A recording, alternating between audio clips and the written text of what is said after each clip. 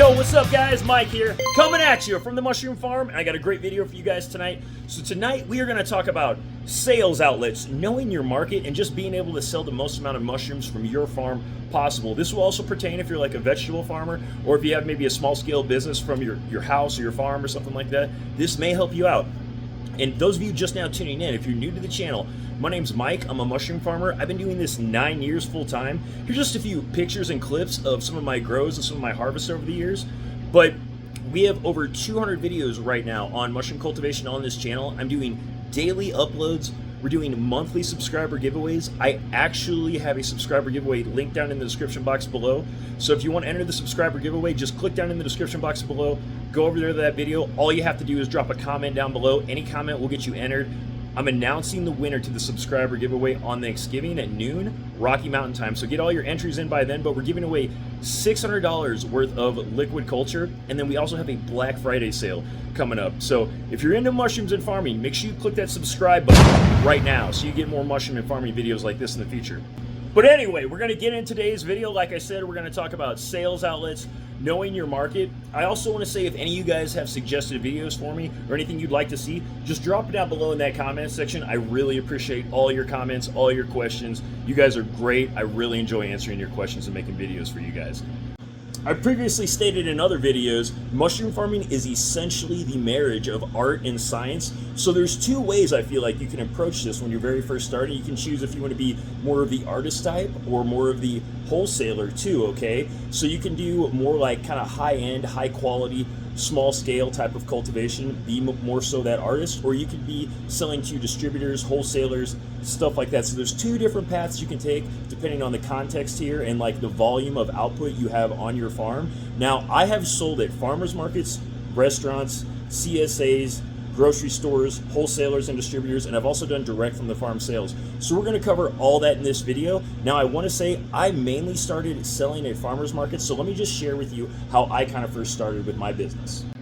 Now, where I started, nearby St. Louis, I was actually on the Illinois side, living in Southern Illinois. There were several small farmers markets around the area, and then there was a really big one. There was a couple really big ones in St. Louis, okay, the large metropolitan area. Well, my first year, I basically chose to sell at some of the smaller farmers markets, all right? And that was the smartest idea. That way I just got my feet wet, and if I had any failures, my first year, it wasn't that big of a deal. I was just selling at small farmers markets, and it wasn't like I was missing out on the big farmers market every weekend, and or something like that, like if you have a failure. And I'll say, if you have competition at like a really large farmers market, and it's your first year, you may want to do a smaller one your first year, just so you learn what it's like going through a full season, okay? So that's kind of what I did, and that was the wisest thing to do. I also sold to a couple of chefs and restaurants my first year, and I also did sell at a small health food store or a grocery store, okay? So after doing that first season, the farmer's market I realized was good for me. I liked it a lot because I could always take my mushrooms right there, get rid of them, sell everything I had, and I could do pretty good at the farmer's market, okay? It was great because you could make some cash and stuff like that. So farmer's markets are awesome your very first year, I feel like. As far as selling to the chefs and the restaurants my first year, that was okay, and believe it or not, my first sale ever that I ever made with my mushrooms was to a local chef, and he was a very popular local chef. I sold everything I had to that guy my very first big grow, so that was cool, okay? It wasn't consistent though. Not all chefs and restaurants are consistent, so I recommend you ask them if they can create a standing order or try to get standing orders with your chefs and restaurants. I'll talk about this more in the video, but that's what I would suggest you do. I did not have one right away my first season, okay? I started getting about halfway through my first season, and then I did get a standing order with a chef, all right? It was great because I could go drop off a box of mushrooms with this guy. Usually I would drop off about 20 pounds or so, get a $200 check. I was selling them $10 a pound back then, okay? I'm more expensive now, but we have to increase prices. Everyone should be, by the way, if you're not increasing your prices just a little bit every single year, you're gonna be losing out just to inflation anyway. So be aware that you need to adjust your prices every single year if you wanna be successful with this stuff, okay? You're gonna have to adjust it to your market, dealing with inflation and just everything else, all right? So always slightly go up with your prices. It's just wise as a business person. So that first year, basically, I was selling at the farmer's market, and then I did, like I said, I locked down that one standing order with that chef. What was good about that. I liked that I could just drop it off and get my check. But here's the bad thing that comes with chefs and restaurants like that. They changed owners in the middle of that, okay? I made several sales with them over and over again, several months. And then all of a sudden the orders stopped, and it was because they changed owners and they were changing the entire menu. So watch that. That happens from time to time. And if you're solely relying on that, it might bite you, okay? So keep an eye on that. But that winter then, after I had done the season basically of the farmer's market, I'd been selling a couple of my mushrooms. I was like, okay, I'm ready to do like the biggest farmer's market in the area. So once you feel like you're ready, I feel like you need to honestly go to the biggest farmer's market in your area if you're going to choose to do farmers markets, okay? And this is almost, I'll tell you what, when I went to this farmers market, it was basically a volume approach, okay? So here's a few shots of this farmers market that I did in St. Louis, Missouri. But my very first year selling there as like a complete mushroom noob, I think I made like in between $300 and $400 my very first day. I ended that season making about like $800 a day, okay?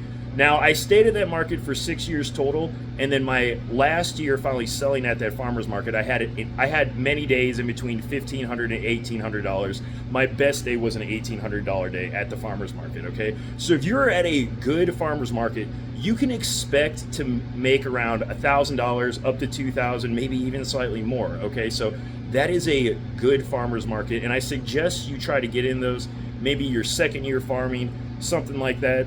Stick with the smaller ones your very first year just to kind of get your feet wet and learn how to grow on your farm and how your farm's going to actually grow your mushrooms.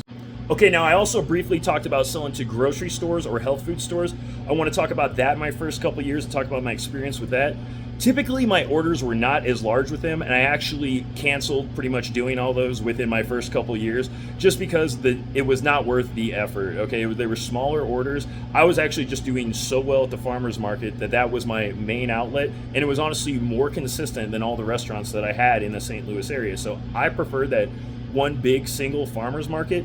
And there are people, and there's been mushroom YouTubers in the past that have stated that you cannot make more than, or you cannot sell more than 50 pounds at like a good farmer's market. And I just want to say that's very, very false, because I had been able to move well over 100 pounds at that market in St. Louis.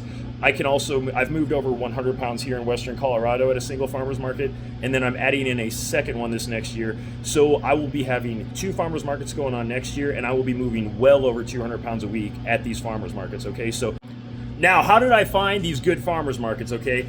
In the St. Louis area, I just knew that market I was going to there was the largest in the area. I also had another person that was selling my mushrooms for me at another market. We just decided to test it, and we actually were doing the top 2 farmers markets in St. Louis when I was selling in St. Louis, and I had another person vending at another market for me. And that was just based on some market research. So do a lot of market research. When I moved out here to Western Colorado, okay, completely different environment because I am not near a large metropolitan city at all, okay? It's definitely, the population is more sparse out here. What you will find out here is you will find more high-end mountain towns, more luxurious types of towns, and you're just selling to a higher-end crowd, okay, where I'm at now. And that's just, there's going to be different demographics all over the world, okay? So kind of choose your market then based on that. Maybe, like I said, there's a high population area. You may know some area is also just like high income, okay? So those are the 2 main areas. I would either look for high population or high income. If you get in one of those 2 places, I think you'll do pretty well. Okay, so another thing that can determine your success rate as far as selling these is the scarcity in the market, or do you have a starving crowd, okay? Something like that. I want to say, let me just give you an analogy for that too. Just imagine you were a hot dog vendor, okay, and you were outside the World Series, all right? The game just got out, and all of a sudden you got all these people coming out, and they are starving, dude. They see you are the only guy there with hot dogs. They're coming over, they're buying your hot dogs, okay? So basically, if you're a mushroom farmer and there are no other mushroom farmers around, the playing field is wide open for you, okay? So the door is wide open, and it's just up to you to deliver them, all right? And that's kind of what happened to me in St. Louis when I first started selling. Like I said, at that huge farmer's market, there was actually not a single mushroom vendor there, all right? And I just want to say that helped me out a lot. My first year, people had to learn me and just feel comfortable buying from me. And then after that, I developed regulars, and then my sales just kept increasing. year after year. But there was definitely a starving crowd there in St. Louis. And then after that, I kind of developed my customers. And then I even kind of created even more of a starving crowd because then more people wanted my stuff. All right. So that can definitely apply to you anywhere. Out here in Western Colorado, there are mushroom farmers out here, but no one has my experience level, or they grow like the same caliber mushrooms that I can grow. So I definitely stand out here, and when I set up my stand, I always make sure I have an abundance. So I'm making sure I'm always standing out, that when everybody comes up to me, they know, hey, this guy is the mushroom dude, you know? So that's helped me out tremendously over the years. So check out your market, see if you have any local farms near you. If you don't, like I said, it's wide open, man. You guys can just go ahead and tear it up. Okay, so now let's talk about CSAs, wholesalers, distributors, stuff like that. Remember, I said you can basically choose the path. Do you want to kind of be the wholesaler or the artist? Now, after the years of experience I have doing this and my local market research that I did here, I basically decided to take almost the artist path out here. I could use a distributor. I have a distributor no more than 10 miles from me that distributes produce all over the western slope of Colorado here, but I just choose not to use them because it's the middleman essentially, and I can just keep putting more profit back into my pocket, and then we can reinvest more into the farm and keep growing the farm, more so than cutting our prices just to use this local distributor. Okay, so I can pretty much fill up my farm here and sell everything direct to customer, and that way I can create a larger profit. So that's why I don't choose that route. But I will say, if you have a farm, like I said before, I can grow about 200 to 400 pounds a week here just myself, but I could scale up to 600 or so with an employee. If I was doing in the zone of like 600 to 1,000 pounds a week, then I would probably consider using a wholesaler. But honestly, if you're a couple hundred pounds or under, you can probably do direct to customer and probably put the most amount of money back in your pocket and make the most amount of profits, okay? So that's kind of my suggestion there. I'm not really that big of a fan of wholesalers or distributors unless you have just a great deal worked out for you. I have talked to guys that have been able to move hundreds of pounds through one single distributor. So if you can find a deal like that, that may work out well for you. It's just going to kind of depend on your personal situation.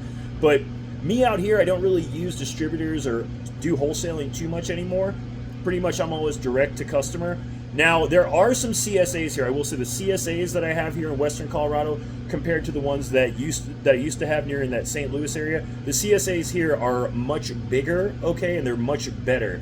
This upcoming season, I may actually sell through a CSA just because they are moving a large amount of mushrooms, and I might be able to take on like one CSA order.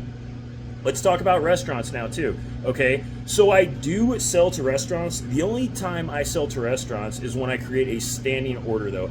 I'm very particular about the restaurants and chefs I sell to. I'll make a video talking to you guys specifically about how you can sell to restaurants and chefs and kind of the best way to go about that.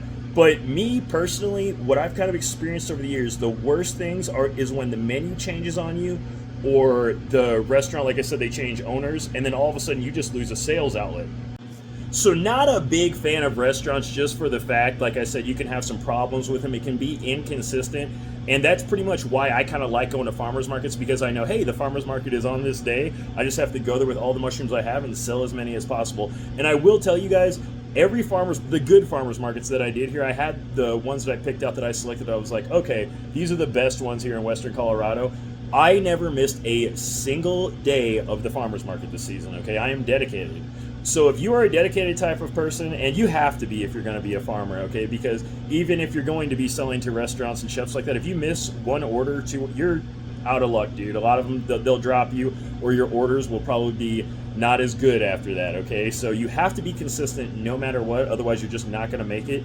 But I will say that's one thing that I don't really like about chefs, is that there can be problems with them sometimes, and that's why I always make sure I create standing orders with my chefs if I'm going to utilize a restaurant. But otherwise, I'm just selling at farmers markets. One more thing I wanted to add in too, I want to talk about direct from farm sales. Like if you have someone coming to your farm to pick up mushrooms and buy them from your farm, this can work out well for some people. Me personally, I did this a few times before in the past. I did this when I had a mushroom retail shop. We were selling mushrooms directly from our shop in the city at one point. But I'll just say, it has never been one of my favorite ways to sell my mushrooms, just because you have to rely on that person to come to you as opposed to going to a farmer's market, because you could take all your product then to where the large crowd is instead of waiting for them to come to you, okay? So you just eliminate that whole part of the equation that maybe the customer isn't going to commit to coming to your farm. Now, some of them will show up, but I'll just say your sales are not going to be that good, and you may find you're spending a lot of time just dealing with that customer at your farm. An honesty box or like a refrigeration unit outside, I've seen mushroom growers do stuff like that. That can be nice. That way the customer can just come up, grab their stuff, put their money in the honesty box, and you're good to go. That's kind of one of the best ways to go about it, but I tend to stay away from the actual direct farm sales, and I pretty much sell all my stuff at farmers markets. Now, one thing I am actually going to pursue in the future is I plan on setting up some short-term rentals here at my farm. Now, I'm in a very scenic area of western Colorado. I have a beautiful mountain view, and this would be a great spot for short-term rentals, and I have a nice pasture here as well. So I'm going to set up some stuff here for short-term rentals here in the future, and I actually do plan on doing some private dinners and stuff like that, because like I said, I am kind of more of the artist type. I still think we will make most of our revenue at farmers markets, but that will definitely rival the farmers markets, and then that way I don't actually have to go to the farmers market every single time to make my money. I have another outlet. It's always good to diversify just a little bit, because you never know if one market would stop for whatever reason. At least you'll have another way you could potentially sell your product. And then doing short-term rentals, that way the customer is already committing to the short-term rental. You've already been paid for that. So if you're going to have a private dinner or something like that, you can easily schedule that and fit it in. And that way it's not a question whether or not that customer is going to show up. At least you're already going to get paid for something like that. So that's one of the reasons why I'm going to pursue that route just a little bit. But like I said, I'm never going to stop doing the farmers markets. I really like doing the farmers markets. It's definitely, there's something special about being able to grow that and then sell that to the customer, seeing the customer leave excited, and just the fact that they can go share that with their friends or family or whatever, and then the next week them coming back and they tell you how good your mushrooms were, stuff like that. That will never get old to me. And I also want to say, once you start and you find like a good sales outlet and it's working for you, it's usually wise to double down on that. You will get all sorts of offers. I always, especially now, me being a YouTuber, I get all sorts of requests for collaborations or all sorts of different offers from other businesses. And I'll just say, as an entrepreneur, one of the best things you can do is learn how to say no, okay, and just double down on what you're doing, because it's wise to hyper focus on what is making you the most sales and what's getting you the most success. You always got to say no to the woman in the red dress, okay? There's going to be a lot of things that are going to tempt you along the way, but just make sure, like, if you find that good sales outlet, stick with it and double down. So that's kind of my mushroom hustle, guys. I wanted to just kind of talk to you about it and let you know how I sell my mushrooms out here, talk about the different ways you can approach the market in your area, what you should think about. If you have questions about that, just drop it down below in that comment section for me. I'll be sure to answer all your questions. Like I said, I'll make some more in-depth videos about selling to restaurants, because I've had people ask me questions about that before. And also, sorry about the later upload tonight. I'm going to upload a little bit earlier tomorrow. I just had a late night last night. One of my lifelong friends gave me a phone call. I went to kindergarten with this dude, man. So we've been friends over 30 years. I haven't talked to him in a while, but I had like a 4-hour conversation with him last night, so it was good. But took me a little while to get the video put up today, so sorry about that. And we'll have a little more earlier uploads in the day. I know some of you guys don't care because everyone around the world's watching me, which is awesome, but I try to get the uploads maybe in between like noon and 6 p.m. or something for the people in the States. But anyway, remember, we have the subscriber giveaway going on. You can just click down into the description box below if you haven't entered in the subscriber giveaway. Just go to that video, make a comment. I will be announcing the winner on Thanksgiving, noon, Rocky Mountain time, so you got to get all your entries in by then. But remember, I'm giving away $600 worth of liquid culture, so I'm stoked all you guys are going to have some new genetics and stuff like that. Also, remember, I'm offering a Black Friday sale coming up. We're going to do a huge sale. Everything on the website is going to be on sale. So if you don't even happen to win the subscriber giveaway, everything's going to be on sale on the website, so you guys can get some great deals. But anyway, hopefully you found this video helpful and informative tonight. If you did, please drop this video a like. Subscribe to the channel if you haven't already. But that's all I got for you on this one, and I'll catch you guys on the next one.